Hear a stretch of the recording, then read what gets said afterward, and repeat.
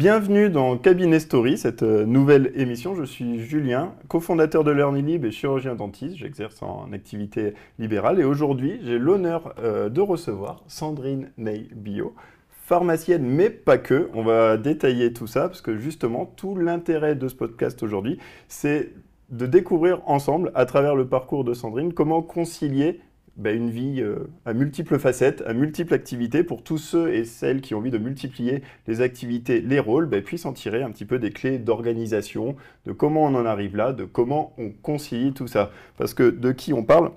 Donc on parle de Sandrine. Sandrine, elle est à la fois maître de conférence en immunologie à la faculté de pharmacie d'Angers, collaboratrice dans le magazine Running Attitude, rédactrice scientifique chez Doc Morris, pharmacien d'officine à temps partiel depuis 1997. Tu es spécialisé, une grosse appétence, tu pratiques la course à pied, mais tu vas dire à ton humble niveau, mais qui est quand même hors norme, vous allez le voir. Tu es également formatrice chez LearnyLib, tu es responsable de notre filière pharma. Tu as réalisé justement dans le cadre de ta passion 3 half marathons des sables de 120 km, donc on est quand même sur des grandes distances. Et en plus de ça, à côté, tu trouves le temps d'être maman de plusieurs enfants. Je pense avoir sorti une liste plus ou moins exhaustive, mais je suis sûr que, en te laissant te présenter, on va découvrir encore davantage. Alors oui, merci de m'inviter dans cette émission au Cabinet Story qui me permet effectivement de faire un petit peu le point et je suis un peu honte en écoutant tout ce que tu dis sur mon hyperactivité, mais les faits sont là. Donc effectivement, honte, bien au contraire. Donc j'ai fait initialement une formation aux études pharmaceutiques, donc à Angers, avec l'objectif de faire de la biologie et donc d'avoir passé ce concours d'internat que j'ai loupé 2 fois. J'étais première collée. Et à l'époque, on pouvait nous proposer de basculer via un doctorat, un diplôme de 3e cycle, sur quelque chose qui allait retrouver de la biologie. J'ai donc choisi l'immunologie. J'ai fait un doctorat en immunologie, ce qui m'a valu ensuite d'être maître de conférence en immunologie à l'université. Donc j'enseigne l'immunologie, qui est souvent une science qui fait un peu peur aux étudiants, en pharmacie, mais aussi un petit peu en médecine. Alors la médecine, ça a été aussi une volonté de ma part de m'y intéresser et j'ai fait notamment un concours de passerelle pour pouvoir intégrer médecine, ce que j'ai réussi. Mais effectivement, comme tu l'as dit, la multi-activité, les 3 enfants ont fait que je ne suis pas allée au bout du cursus de médecine et que finalement, j'ai ce diplôme de pharmacien dont je suis très contente puisqu'il me permet effectivement de faire beaucoup de choses. Donc l'activité principale, bien sûr, c'est l'université. Lorsqu'on est enseignant, on est également chercheur, on a une obligation de recherche qui peut être compensée par des obligations administratives. Donc j'ai fait beaucoup de recherches. Puis après, j'ai fait beaucoup d'administratifs. Puis après, je me suis dit, finalement, je vais rester maître de conférence. Je n'ai pas envie de passer le niveau au-dessus. Et donc, je vais consacrer mon temps à faire autre chose et à apporter une valeur à ce diplôme de pharmacien. Donc, la course à pied, oui, effectivement, c'est une de mes principales activités. J'ai une vingtaine de marathons sur route à mon actif, sans aucun record. C'est vraiment les finir. Les half marathons des sables, mais surtout le marathon des sables que j'ai pratiqué et j'ai terminé plusieurs fois, qui sont des épreuves en autosuffisance alimentaire, avec des épreuves en étapes, avec des nuits au bivouac entre. Et puis, ce qui m'a permis de beaucoup écrire, notamment pour les femmes, dans le magazine Running Attitude, sur la notion de sport santé, et notamment pour les femmes. Une femme qui arrive à 40 ans, ses enfants sont un peu plus grands, elle a envie de pratiquer la course à pied, oui, c'est possible et c'est très facile pour tout le monde de s'y mettre. Alors la pratique de l'officine, c'est resté quelque chose que j'ai voulu conserver malgré mon statut d'enseignant. Et heureusement, on peut nous y autoriser par le biais d'un cumul d'activités, ce qui me permet de garder une vraie réalité avec le monde officinal et donc de pouvoir aussi dire aux étudiants, vous êtes en pharmacie, vous allez avoir le choix entre plein de filières et de connaître finalement les différentes filières. Doc Morris est une plateforme pharmaceutique, effectivement, de vente en ligne de pharmacies françaises qui proposent notamment des produits de parapharmacie. À un moment, on a pu proposer des médicaments, c'était compliqué avec la réglementation européenne. Donc c'est une vraie plateforme et surtout c'est un blog, on appelle ça un blog, qui est dédié à des conseils pharmaceutiques sur la prévention, par exemple, contre les punaises de lit, sujet d'actualité. Voilà. Là, on est dans une activité activité, enfin dans un projet entrepreneurial, Doc Oui, Maurice. Doc Maurice, oui. Alors moi, je suis uniquement leur rédacteur scientifique et D'accord. responsable pharmaceutique, effectivement, ce qui permet de garantir sur certains médicaments, produits qui sont commercialisés, qu'il y a bien un regard, pharmacien ouais. qui est présent. Voilà, et puis je suis désolée, tu as effectivement oublié une petite activité supplémentaire qui concerne une société qui médicalise tous les grands événements sportifs en France, donc le marathon de Paris notamment, les courses à Chamonix qui s'appellent l'UTMB, et puis plus récemment, cette société a été choisie pour médicaliser les Jeux Olympiques Paris 2024, dont la partie athlétisme. Et donc je suis le pharmacien responsable des approvisionnements pour ces épreuves-là, des sacs de secours médecins qui vont se trouver sur place. Un poste sur mesure, ouais, presque. Voilà. Et puis la transmission de l'information, c'est quelque chose qui me tient énormément à cœur. Donc toutes les formations que je peux réaliser, les présentations en amphithéâtre, pour moi c'est quasiment un cours, c'est comme du théâtre, hein, c'est pouvoir transmettre quelque chose aux étudiants. Donc c'est vrai que ça demande beaucoup d'organisation. J'ai 3 enfants qui commencent à être déjà un peu grands, mais oui, ça demande beaucoup d'organisation. Ben oui, je comprends. Moi, alors, je me suis brièvement présenté, mais donc je suis chirurgien dentiste en activité, cofondateur de LearnyLib. Donc déjà là, j'ai 98% de mon temps qui est occupé, et père aussi. Honnêtement, 3, ça me suffit. Enfin, 3 activités, j'ai qu'un enfant. Mais alors, justement, ça, x3, pour le moment, je n'arrive pas à le concevoir. Donc justement, comment tout ça s'est mis en place, toi, de ton côté? Est-ce que tu as mené ces projets de front, tous en même temps? Tu as allié à la fois ta passion qui t'a emmené en étant rédactrice de ce magazine, qui fait de toi maintenant la pharmacienne référente des JO, si j'extrapole à travers cette entreprise qui effectivement était passée entre les mailles de notre filet. Est-ce que tu as fait ça après être devenue pharmacienne? Tu as coché la case pharmacien en disant là maintenant je suis là où je suis, j'ai envie de développer un petit peu ma passion, ou est-ce que, comme je dis, tout s'est fait de manière parallèle? Alors, en fait, l'objectif à la base était vraiment d'être pharmacien biologiste. C'était vraiment mon objectif parce que j'aimais la biologie, j'ai toujours aimé la biologie. Et le barrage, effectivement, de ce concours d'internat que je n'ai pas eu, je pense, a déclenché quelque chose qui a fait que j'ai voulu aller un peu plus loin. Donc j'ai beaucoup de DU. J'ai un DU, un diplôme universitaire de toxicologie, j'ai un diplôme universitaire de valorisation de la recherche, j'ai un diplôme universitaire d'immunologie, pour essayer de vraiment de progresser en tant que pharmacien et de pouvoir avoir accès à finalement pas mal de connaissances. Alors évidemment, il y avait cette contrainte, entre guillemets, des enfants, mais l'avantage quand on est maître de conférence, c'est qu'on a quand même une très grande liberté de nos horaires, malgré des enseignements qui sont programmés, ce qui m'a permis d'être extrêmement présente à la maison. Et ça, je mettais un point d'honneur à être présente pour mes enfants. Et puis, je dirais que petit à petit, les projets sont venus parce que j'avais des fois des compétences, on m'a fait rédiger des livrets d'accueil dans des entreprises qui faisaient de l'immunologie. Et puis le biais, tu sais bien, des réseaux, je connais un tel, voilà. Donc je dirais que c'est venu un peu tout au fur et à mesure. Et puis le journalisme, c'est vraiment par hasard, parce que j'ai travaillé pour une société de cosmétiques pour laquelle je faisais toute la rédaction de leurs pages scientifiques, où visiblement j'avais l'écriture qui correspondait à certains critères, et donc j'ai pu commencer à écrire sur ce que j'adorais, qui était la course à pied.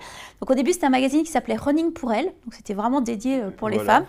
Ce magazine a été arrêté, on a conservé donc Running Attitude et Jogging International, qui sont les 2 gros magazines français de course à pied. Et puis comme j'avais cette valence pharmacien, je me suis effectivement lancée dans plutôt l'écriture santé, de la part santé.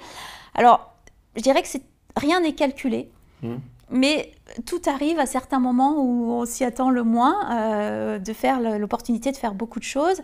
Alors d'un point de vue rythme de vie, c'est assez drastique. Moi je me lève à 4h30 tous les matins. D'accord. Entre 4h30 et 5h. C'est donc une des premières clés. Voilà, la première clé. Alors, on peut très bien envisager de se coucher très tard. Oui. Moi, c'est pas dans mes capacités. C'est vraiment le matin. D'abord, pour une première raison, c'est qu'il n'y a strictement personne sur les réseaux. Vous avez beau essayer de discuter. Maintenant, il est 4h30, tout le monde dort. Donc, je vais travailler. Et même à la maison, tout est calme. Voilà. Je sais pas si tu travailles tout depuis est calme, chez toi. Je travaille chez moi. J'ai aussi la chance d'avoir un tapis de course et d'habiter en centre-ville. Donc, c'est aussi le moment où je vais courir, souvent très tôt le matin. hein, ce qui me permet d'être prête après pour la journée. Et surtout, à 7 heures, je suis disponible pour les enfants, pour le petit-déj et pour attaquer la seconde partie de la journée. C'est vraiment la course à pied, c'est ce que j'expliquais souvent, c'est ce qui me permet finalement d'optimiser toutes mes journées. C'est-à-dire que de pratiquer ne serait-ce que 20 ou 30 minutes d'exercice physique, ça permet dans sa tête de ranger les cases et de dire alors aujourd'hui, j'ai ça. Les enfants, ils sont gardés, etc. Et en fait, je n'ai jamais été autant débordée et désorganisée que quand je cours plus. Quand je suis blessée, c'est une forme de méditation. C'est une forme en fait d'organisation de la journée qui permet de se dire voilà, j'ai ça à faire, etc., etc. Bon, j'avoue qu'à 22 heures, il faut plus trop me parler le soir. Voilà. Ça fait des bonnes journées. 4h30, 22 heures. Et je pense qu'en fait, ouais, mais ça va. Ouais. Après, je pense que c'est toujours la même chose, mais comment tu trouves le temps de t'entraîner, etc. En fait, le temps, on l'a. Je pense qu'on a juste un problème de priorité, de priorisation et de volonté de se dire, bah oui, c'est vrai que c'est pas très agréable à midi, peut-être d'aller mettre son short et son t-shirt et d'aller courir parce qu'il va falloir se doucher après dans la douche de la fac, il faut enchaîner à 14 heures. Mais c'est un tel bonheur de terminer une course. Ouais. Je souhaite à tout le monde de passer un jour une arrivée aussi émouvante que celle que j'ai pu vivre parfois où la médaille, elle est derrière, quoi. Et on a vraiment l'impression d'avoir abouti à quelque chose, d'avoir réussi quelque chose. Surtout des courses, voilà, comme le Half Marathon des Sables, on pourra en reparler un peu plus en détail, mais 120 km, je pense que c'est une course que tu prépares, un minimum. Ouais. Donc quand tu passes la ligne d'arrivée, il doit y avoir effectivement une concrétisation de tout ça. Je voudrais juste revenir, tu as dit quelque chose de très intéressant, et c'est vrai que ma compagne me déteste pour ça, parce qu'elle n'est pas câblée. Enfin, on s'entend pas toujours là-dessus, mais parfois elle me dit, en parlant d'une tâche, je lui dis, est-ce que tu as fait ça? Non, j'ai pas le temps, j'ai pas eu le temps de le faire. Et maintenant je le fais plus parce que j'en ai marre de prendre des baffes, mais je lui ai dit, non, t'as pas pris le temps. Et en fait, et alors pour moi ça fait sens, c'est pas une insulte, mais en face effectivement, voilà. C'est un petit peu cette maladie de l'excusite, entre guillemets, et je la vise plus quand je dis ça, mais que beaucoup peuvent avoir en disant, enfin, le game est perdu d'avance, entre guillemets, quoi, parce qu'on va tout mettre en place pour pas le faire en disant, bah, j'ai pas le temps, ou c'est trop dur, ou alors, mais non, enfin, mais moi, je suis ce que tu fais, j'ai pas le temps de le faire, enfin, moi, je peux pas, toi, tu peux, mais non, moi, c'est pas pour moi. Et il y a beaucoup de discours comme ça, et en fait, il faut comprendre, je pense que tu l'as bien résumé en beaucoup moins de mots que ce que je suis en train de dire. C'est vraiment une question de volonté et de priorisation, on va dire, de nos tâches. Moi, je ne cours pas, mais je fonctionne avec des to-do. Mon objectif de la journée, c'est d'avoir fait les to-do. Et je suis frustré quand ma to-do végète, quand on part en week-end ou quoi que ce soit et que je sais que je ne vais pas avoir le temps d'avancer sur des sujets, mais qui sont débiles.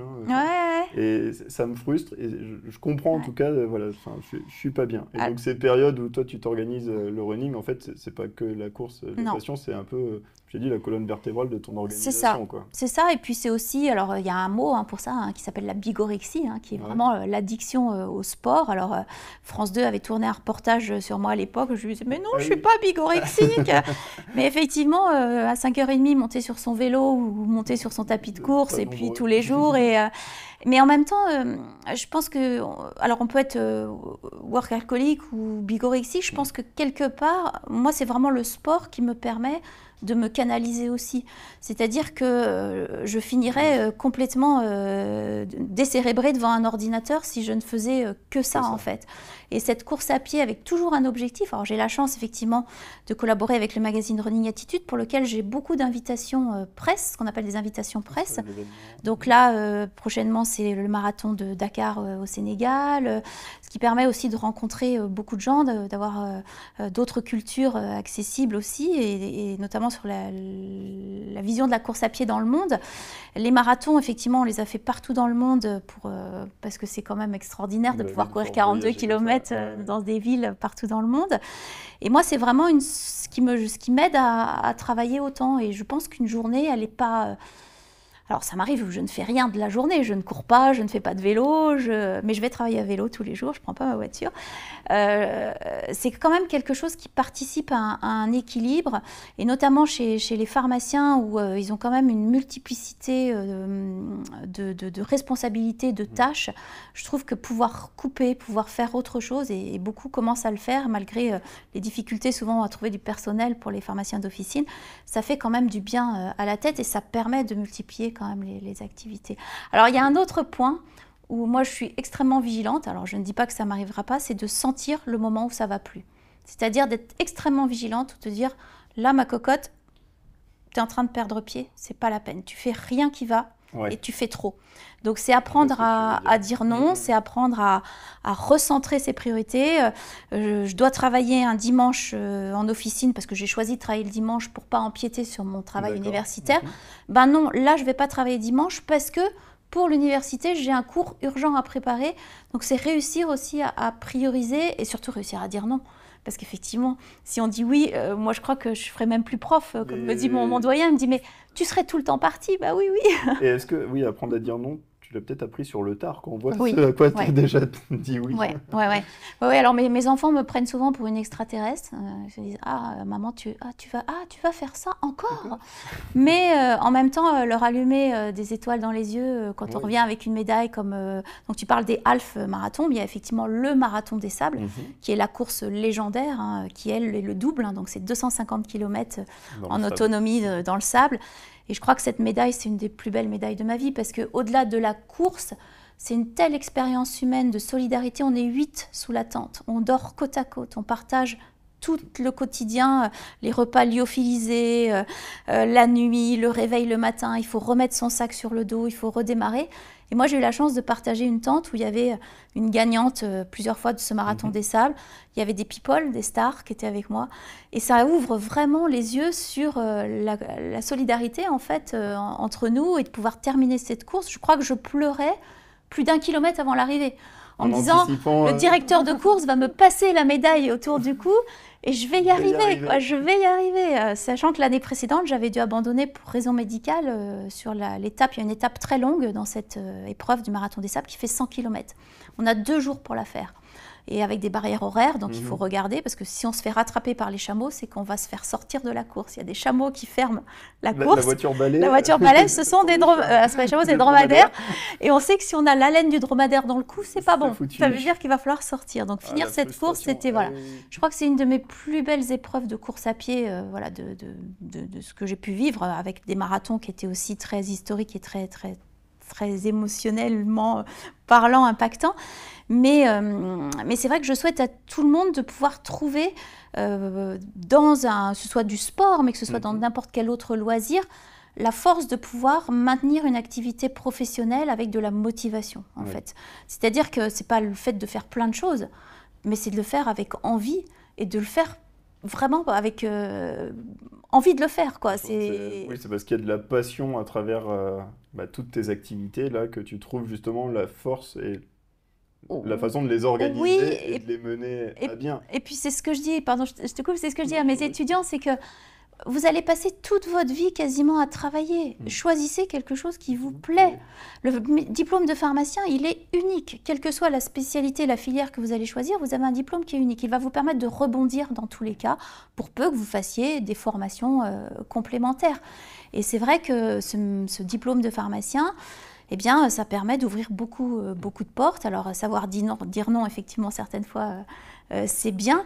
Mais c'est vrai que ça ouvre quand même beaucoup de possibilités. Et je trouve que les étudiants doivent en être fiers de ce diplôme qu'ils vont obtenir.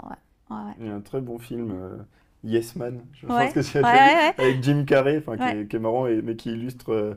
alors, pas le fait de dire non, mais justement de s'ouvrir à l'inconnu, à suivre un petit peu ses passions et tout. Le début sans spoiler, mais au début du film, on a quelqu'un de très éteint qui s'interdit tout dès que ses amis lui proposent un truc, et oh non, j'ai pas le temps, tout ça pour rien faire, rester un petit peu enfermé chez lui. Et justement, où il commence à dire oui à tout et n'importe quoi, il se met à apprendre des langues et tout, il arrive dans des situations assez loufoques. Et enfin, le film vaut ce qu'il vaut. Mais ça permet de... Mais c'est vrai que c'est une petite philosophie, et être curieux, être passionné, je pense que c'est c'est un des moteurs, entre guillemets, qui font et puis avancer, dans les clés que tu évoquais, bon, il y a effectivement de trouver le temps, puisque la journée n'est pas extensive. Donc moi, c'est tôt le matin. Il y a dans les clés avoir une activité qui permet d'être un véritable échappatoire, la course à pied, mais ça peut être la broderie, ça peut être le macramé, le point de croix, ça peut être n'importe quoi.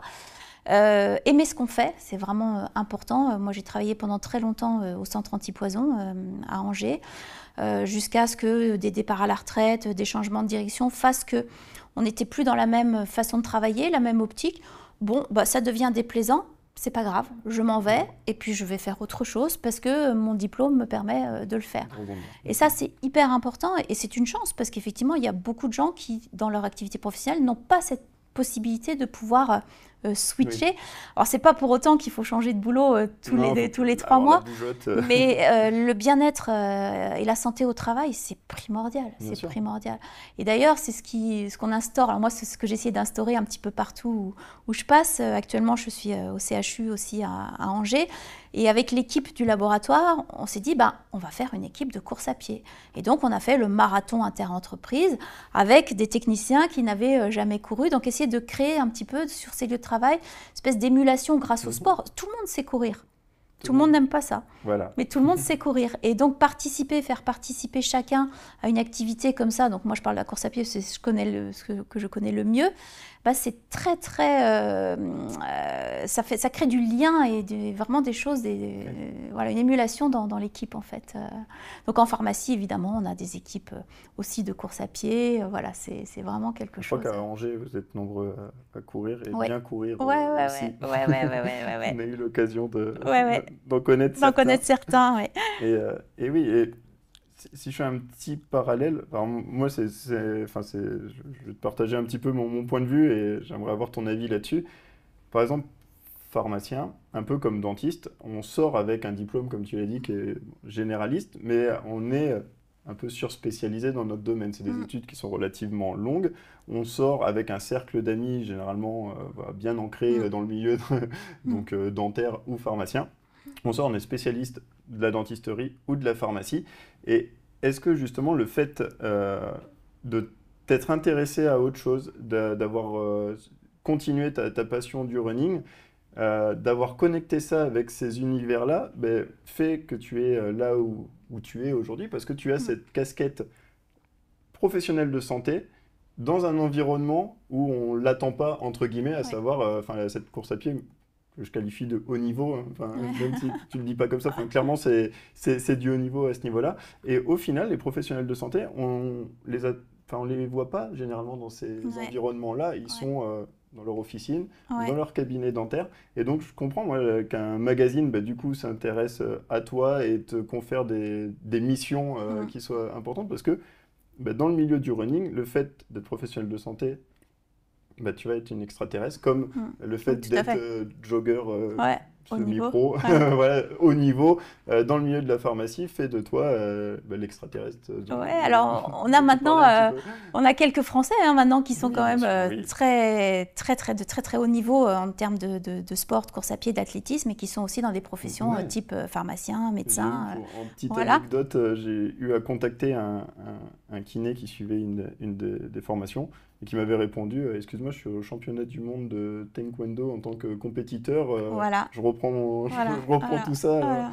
Et moi, je trouve ça beau. Mais même dans la génération actuelle, notamment des gens qui pratiquent le trail à très haut niveau, on a des femmes qui sont médecins, gynécologues, etc., et qui sont au haut niveau. Je pense qu'effectivement, la course à pied, le sport en général, reste vraiment un échappatoire dans des professions qui sont, comme tu dis, qui sont longues, qui sont prenantes, qui demandent aussi un niveau de responsabilité qui est souvent assez important, et donc ça permet d'évacuer. Et puis c'est vrai que de s'intéresser à autre chose que son milieu professionnel, alors moi je rapporte beaucoup quand même le sport à mon milieu professionnel. Là je suis en train de créer un diplôme universitaire qui va s'appeler Sport, Santé et Dopage. Donc effectivement, sur le sportif du dimanche qui décide de prendre sa bouffée de Ventoline avant d'aller courir, non, c'est du dopage. Donc un petit focus là-dessus quand même pour éduquer un petit peu les pharmaciens. Et effectivement, la course à pied m'a permis de rencontrer vraiment des gens de plein de domaines professionnels différents, des gens aussi de tout âge. Je racontais toujours l'anecdote, je me suis retrouvée à être ce qu'on appelle meneuse d'allure sur le marathon de Paris, c'est-à-dire ce sont les gens qui ont des flammes au-dessus de la tête avec le temps marqué qu'ils proposent. Les lièvres, voilà. Et cette année, je suis assignée aux 5h30. Bon, 5h30, je me dis, bon, ça va, c'est très lent et tout. Mais cette année-là, j'ai une petite dame de 80 ans qui est avec moi et qui me dit « Je vais finir en 5h30 ». Et bien, mamie Suzanne, elle est restée à côté de moi. Son mari était 20 mètres devant, 79 ans, qui avait absolument pas l'intention de se faire doubler par sa femme, donc il se retournait. Et mamie Suzanne lui disait toujours « Non, non, je suis avec Sandrine, vas-y ». Et en fait, j'ai emmené ces gens-là, donc j'avais pas que ma petite dame de 80 ans, j'avais tout un groupe avec moi. Et je leur ai dit « Je vous promets, je vous fais passer la ligne en 5h29 ». On est arrivé en 5h29, 36 secondes sur la ligne d'arrivée. Et c'est une telle explosion de joie, c'est une telle... Et c'est des gens avec qui on a partagé 5h30 de notre temps, dans des moments très difficiles, parce que c'est compliqué la course à pied, quand on craque, on craque.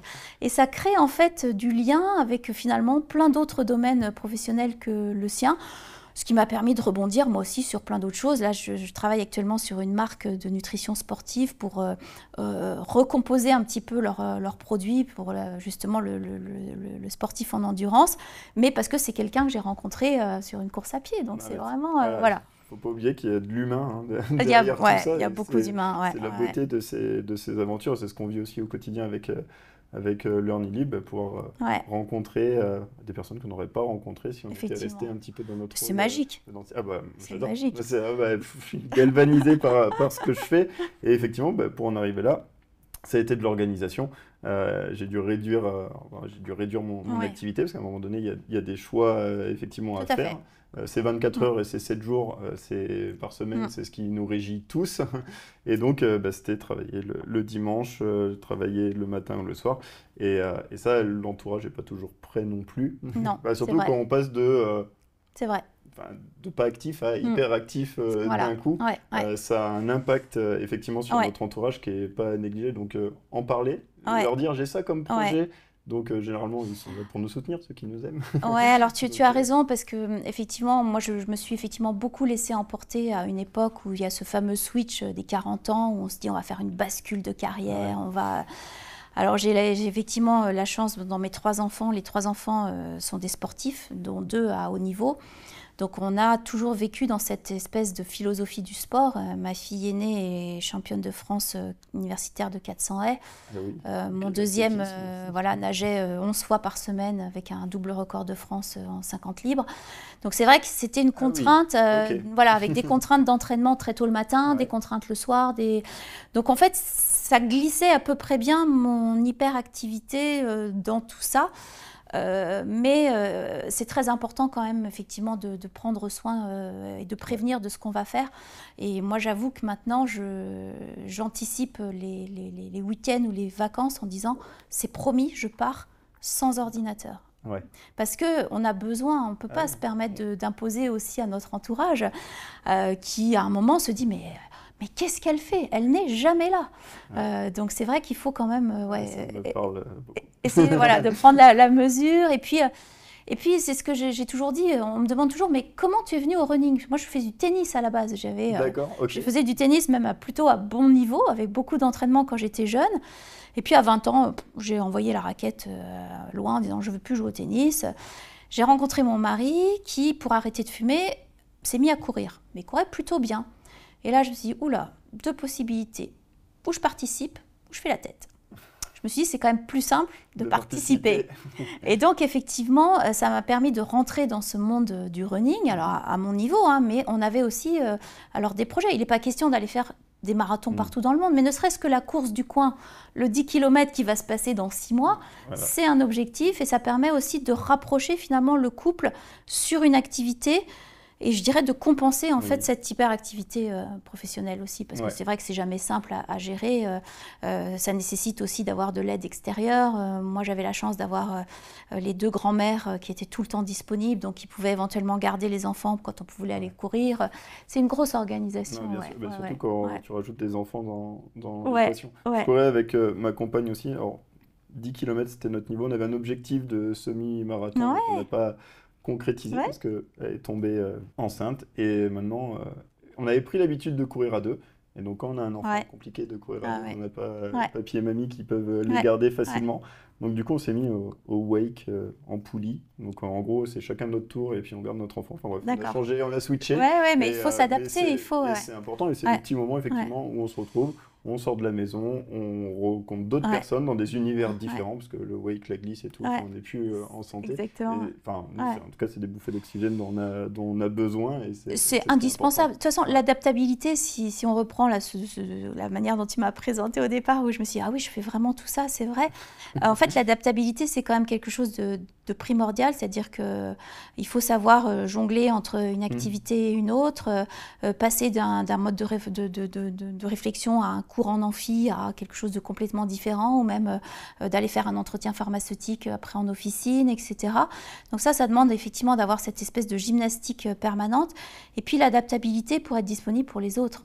C'est-à-dire que voilà, moi, mes enfants restent la priorité absolue. Il faut être capable, par rapport à cette hyperactivité professionnelle, à un moment de dire, bah non, en fait, là, c'est autre chose que je dois faire ou ça ne m'intéresse plus de le faire. Et c'est compliqué parce qu'on a toujours cette petite part qui nous dit ah ouais, mais c'était bien quand même ce que tu faisais. Mais c'est vrai que ça prend beaucoup de temps et il faut faire des choix. Et j'aime pas faire des choix. Ça, c'est sûr, j'aime pas faire des choix.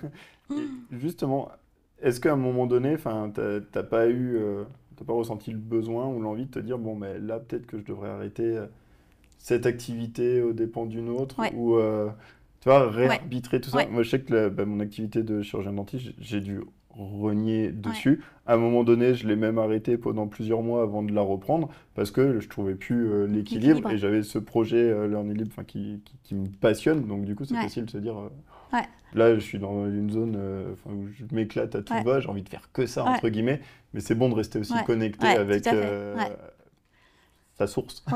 Alors moi, je l'ai fait pour des conditions très particulières qui sont le travail de nuit.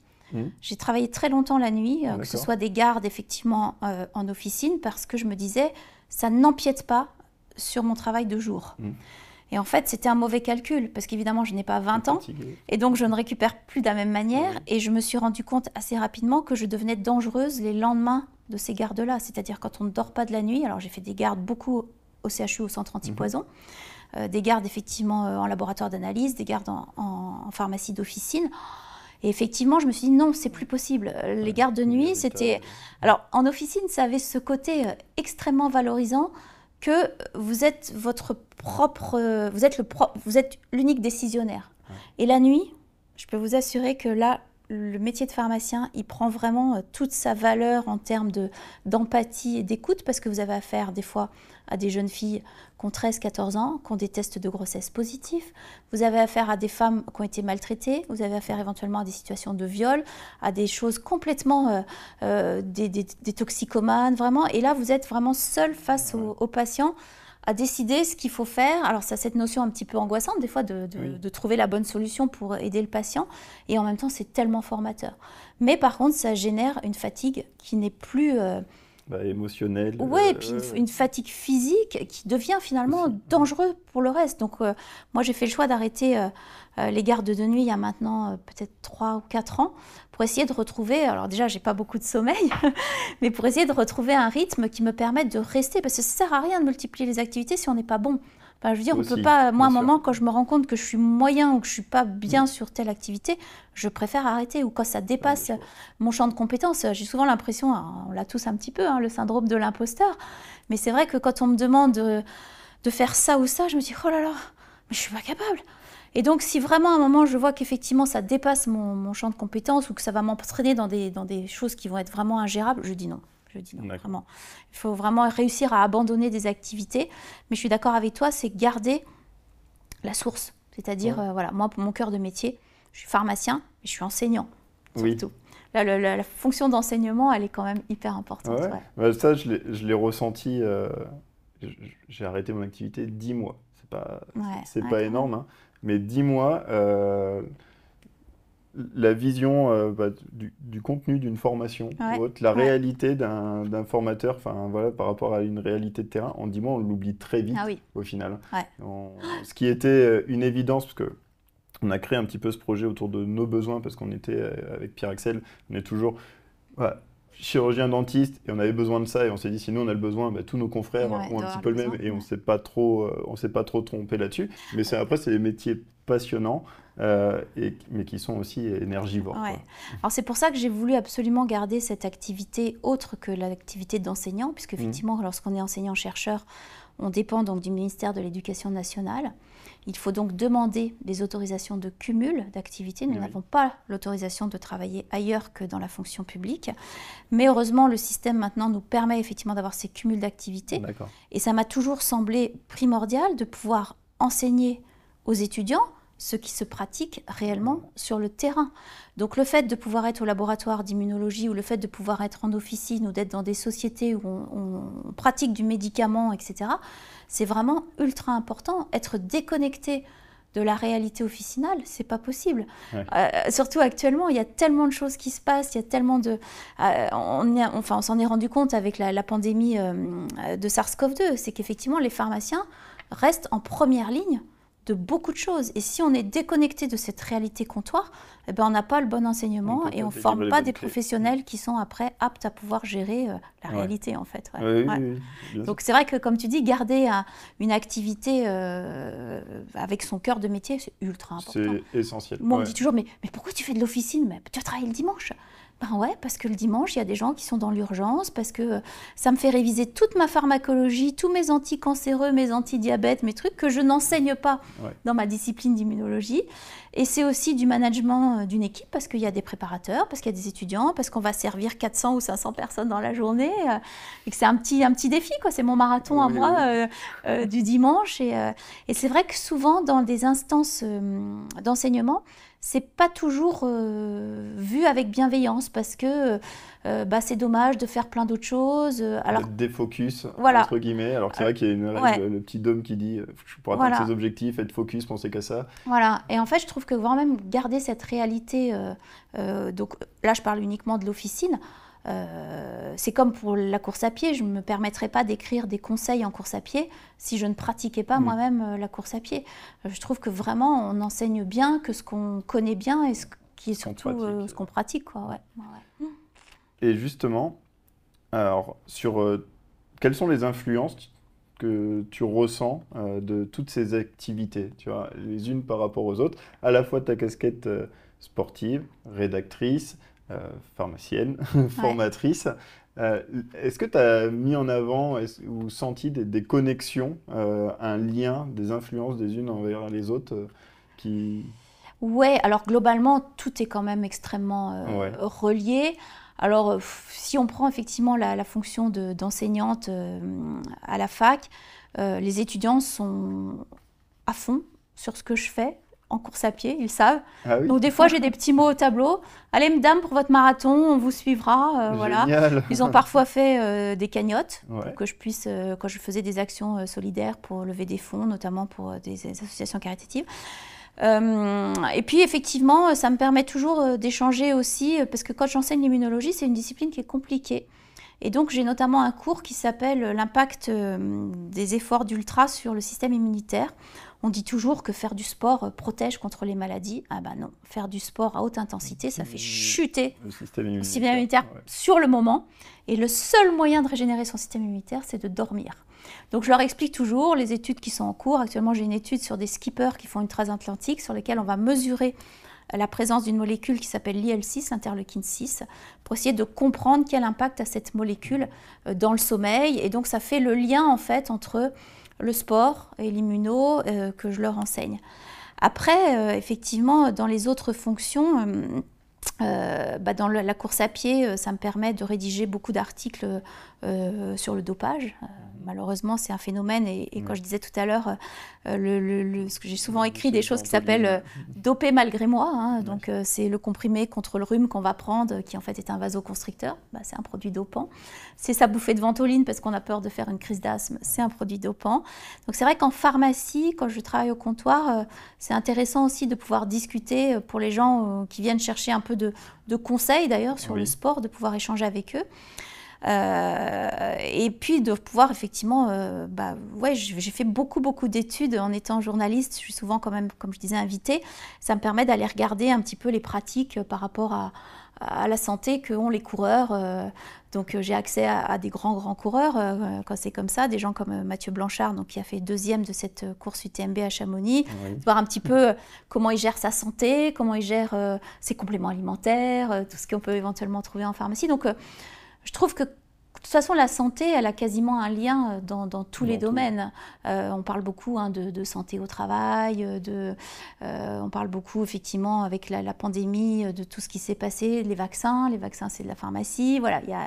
C'est vrai que je trouve qu'il y a du lien, mais pour autant, si on me proposait, je ne sais pas, une activité qui serait complètement hors santé, bah pourquoi pas. Pourquoi pas, juste pour découvrir. Voilà. Alors j'en ai fait quand j'étais jeune, aller castrer le maïs, ramasser les échalotes, mais en même temps je disais bon bah ça me fait prendre l'air, donc c'est finalement aussi de la santé. Donc ça enrichit de voir autre chose, et puis après on fait des connexions qu'on ne conçoit pas là. Ouais, mais tout est connecté, parce qu'en fait globalement entre les différents services, toutes les différentes activités que j'ai, je trouve que tout est connecté. En tout cas, je trouve que ça a du sens. Maintenant, si ça n'en avait pas, je cloisonnerais et puis j'essaierais d'être performante dans les différents domaines qu'on me demande. Donc là, à l'heure actuelle, tu ne conçois pas de supprimer une activité ou de... Non. C'est de la façon dont tu l'as décrit, tu as dit, tout s'emboîte, et ça paraît même logique que tu aies toutes ces fonctions-là, au final. Ouais, alors la seule chose qui me fait arrêter une activité, c'est la blessure. Là, effectivement, j'ai un peu poussé sur la machine avec une fracture sur laquelle j'ai continué à courir, ce qui a entraîné effectivement des dégâts secondaires. Donc j'ai un kiné, ça fait 10 ans, qui s'arrache les cheveux en disant « mais qu'est-ce que tu me fais ?» Bon, il me remet sur jambe à chaque fois. Donc là, j'ai pu courir les 20 km de Paris la semaine dernière plutôt sereinement. Ok, voilà. Donc non, l'arrêt d'une activité, ou alors elle sera vraiment parce que j'ai compris que je n'étais plus performante, ou que je n'étais plus la personne adéquate pour faire ça. D'accord. Voilà. Donc soit contrainte, soit prise de conscience. Et c'est tout à fait normal qu'on me dise, écoute, là, tu n'as pas le diplôme pour faire ça, ou tu n'as pas les compétences pour faire ça. Par exemple, je ne suis pas biologiste, je signe des résultats biologiques sous couvert du chef de service. Si à un moment, le chef de service me dit, tu n'as pas les compétences ni le diplôme requis, mais c'est tout à fait normal. Donc ça, ça, et puis ce que je disais tout à l'heure, ça peut être aussi une question d'ambiance au travail. Je trouve que c'est tellement important d'arriver avec le sourire sur son lieu de travail et d'être content d'y être que oui, ça c'est un critère qui me ferait quitter une activité. Surtout, toutes ces activités-là ou ces professions, il faut les concevoir sur le long terme. Donc si dès le début c'est la boule au ventre ou on se sent pas bien, exactement. On n'en retirera rien de bon, quoi. Je vais te poser 2 dernières petites questions. Parce qu'après, à un moment donné, il va falloir conclure, même si cet échange, je pense que ceux qui nous écoutent ont dû ressentir la passion à travers tout ça. Donc, et puis le fait qu'on soit bavard, on pourrait tenir des heures et des heures, mais bon, on n'a que 24 heures, comme tu as dit, et il faut réussir à gérer son temps si on veut réussir à faire tout ce que l'on souhaite. Justement, quel serait ton conseil principal, s'il y en avait qu'un, une grande ligne, une grande règle à suivre pour quelqu'un qui justement a envie de se diversifier de son activité du quotidien, explorer d'autres horizons, cumuler un petit peu, concilier sa passion, ses activités. Alors, moi je pense qu'effectivement, mais ça c'est mon point de vue, il faut d'abord être bien dans son quotidien. C'est-à-dire qu'il ne faut pas multiplier les activités pour échapper en fait au quotidien et à son cœur de métier. Ça, je pense que c'est ultra important. Évidemment, ça peut permettre de le faire. C'est-à-dire que si on arrive à s'épanouir dans d'autres activités et de se dire finalement, mon cœur de métier, c'est pas ça que je voulais parce que j'ai choisi à l'époque, mes parents m'ont dit de faire ça, etc. C'est alimentaire. Pourquoi pas? On a plein d'exemples de pharmaciens, de médecins, de dentistes qui ont fait complètement autre chose.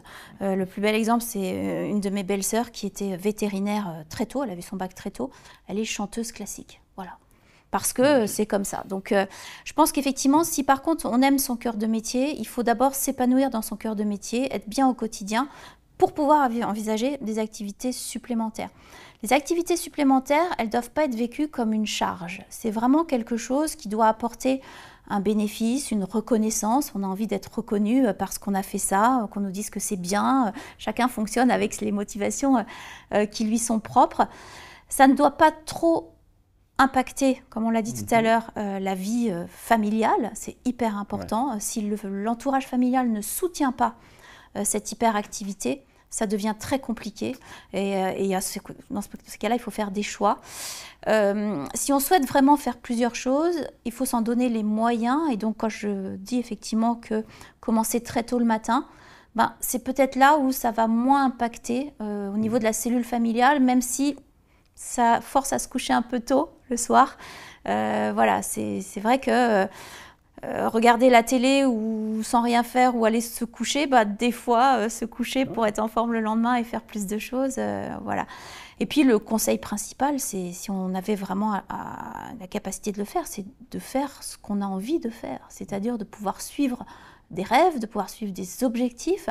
Rien n'est inatteignable et encore moins, je dirais, en course à pied. Si je n'arrive pas à atteindre ce que je souhaite faire d'un point de vue professionnel, alors malheureusement, c'est sans doute ça qui va me nourrir parce que financièrement, mais d'un autre côté, aller réussir des défis sportifs, c'est un autre mode d'épanouissement qui permet aussi de supporter parfois son quotidien qui n'est pas optimal voilà, dans son travail. Qui permet de sortir de sa zone de confort, de découvrir d'autres choses. Et oui, donc de la passion, parce que sans passion, compliqué d'avoir de la discipline qui permet justement de tout faire, d'éteindre la télé pour dormir plus tôt et de faire bien surtout. Lire l'article qui va te donner de l'expertise ou qui va te nourrir pour atteindre ce que tu veux faire. Comment justement tu te formes, tu te nourris? Est-ce que tu aurais un podcast ou des livres, quelque chose à nous recommander, quelque chose qui t'a marqué et qui t'a parlé? Ouais, alors moi j'ai lu beaucoup, je lis beaucoup moins parce qu'effectivement à 22h, souvent je m'endors très vite. J'ai beaucoup aimé des livres un peu comme Kilomètre Zéro, qui sont une sorte d'introspection à travers la montée de l'Everest. Je lis aussi beaucoup alors ça n'a rien à voir, de romans policiers, parce que ça me permet de sortir complètement de mon niveau, de mon milieu, d'essayer de deviner ce que l'auteur va nous faire trouver à la fin ou va nous annoncer à la fin. J'écoute pas mal de musique, notamment la musique que personne n'a envie d'écouter parce que c'est de la musique ou ringarde ou qui va pas, ou en tout cas qui plaît pas à mes enfants. Et moi, c'est des choses qui me font me sentir super bien, c'est-à-dire le casque. Alors j'ai un casque à conduction osseuse, donc j'entends l'extérieur, ce n'est pas dangereux. Et effectivement, pour moi, la musique est presque aussi ressourçant que des lectures. Alors les lectures, j'en fais plein parce que professionnellement, on est obligé, que ce soit des articles scientifiques, etc. Mais globalement, ce qui me nourrit le plus, ça reste le partage. Les rencontres avec des gens qui ont des parcours, notamment des sportifs. J'ai la chance de pouvoir approcher des sportifs exceptionnels ou même des sportifs lambda. Cette petite mamie Suzanne, elle est extraordinaire à 80 ans. 80 ans. Et je trouve que ça permet vraiment de s'enrichir et puis d'essayer d'adapter son propre comportement aussi à ce qu'on peut constater comme ça. Voilà. Très clair. Et merci beaucoup, Sandrine. Julien. Franchement, c'était un échange... j'ai énormément apprécié. Merci beaucoup. Qui me parle aussi et j'espère que ceux qui sont encore parmi nous, qui ont suivi notre échange, que ce soit par vidéo ou sous format de podcast, ils ont trouvé des clés, des réponses à leurs questions, ont été entraînés par notre discours qui peut être peut-être un peu très personnel, mais qui au final, je pense, va parler au plus grand nombre. Merci de nous avoir suivis. Vous pouvez retrouver Sandrine à travers les formations qu'elle délivre sur notre plateforme, mais également, je pense qu'il y a des moyens de rentrer en contact avec toi. Tu as sûrement sur les réseaux sociaux et tout ça. On donnera tout ce qu'il faut pour pouvoir le faire.